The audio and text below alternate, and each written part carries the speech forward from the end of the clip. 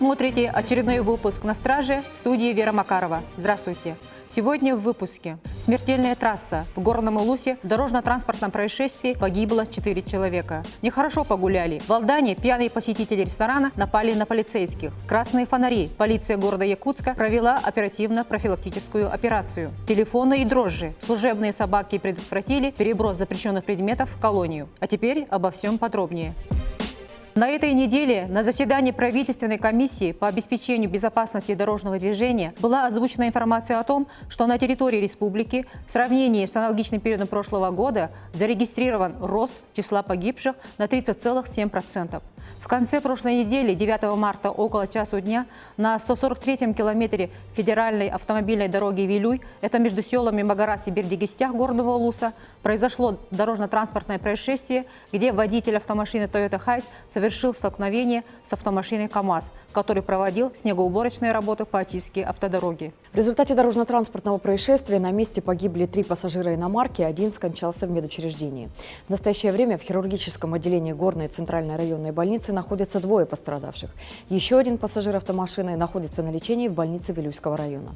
Среди пострадавших имелся 7-летний ребенок, который, к счастью, серьезно не пострадал. На сегодняшний день следователи установили, что водитель Toyota Hiace ранее привлекался к административной ответственности за внесение изменений в конструкцию транспортного средства, а именно за установку 3 дополнительных мест. Тогда мужчина был подвергнут штрафу, и дополнительные сиденья им были демонтированы. Однако после прохождения технического осмотра он вновь установил дополнительные места.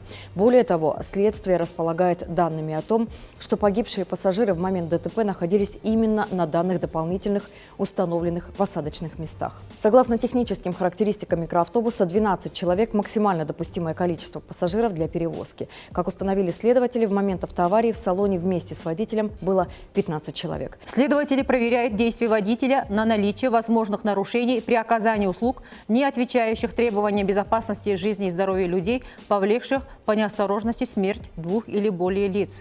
А также по данному факту полицией Горного Улуса возбуждено и расследуется уголовное дело по признакам состава преступления, предусмотренного частью 5 статьи 264 Уголовного кодекса Российской Федерации. Это нарушение правил дорожного движения и эксплуатации транспортных средств, повлекшее по неосторожности смерть 2 или более лиц.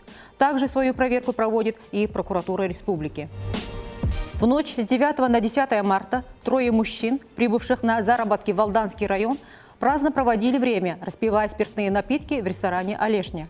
На требования официанта об оплате по счету молодые люди отказались оплачивать полную сумму, в связи с чем администрация ресторана вызвала наряд отдела вневедомственной охраны. В ночь с 9 на 10 марта на пульт оператора вневедомственной охраны Росгвардии Алданского района поступил сигнал срабатывания кнопки экстренного вызова полиции с одного из ресторанов города Алдан, где несколько нетрезвых посетителей вели себя агрессивно.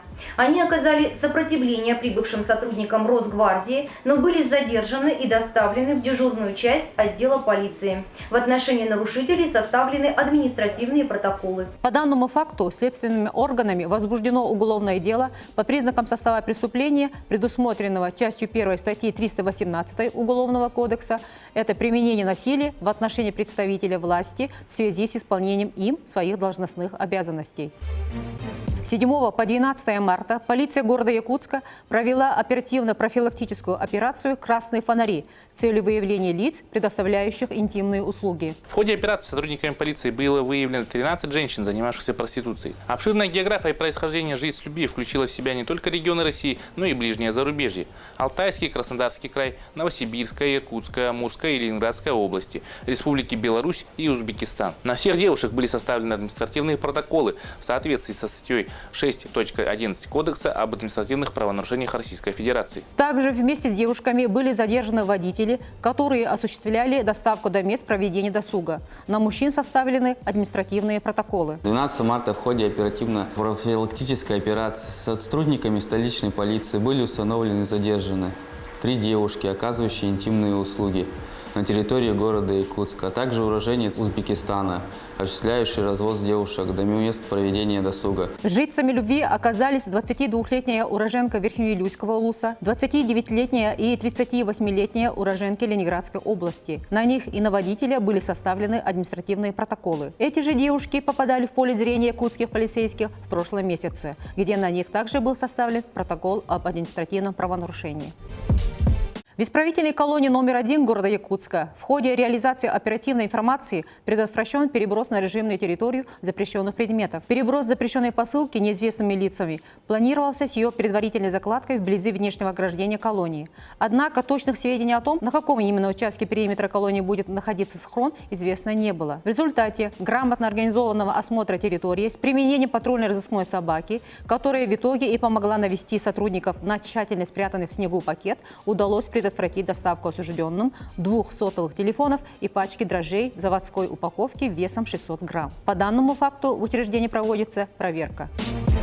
На этом наш выпуск завершен. Вы смотрели итоговый обзор «На страже». С вами была Вера Макарова. И помните, за каждое преступление наступит наказание.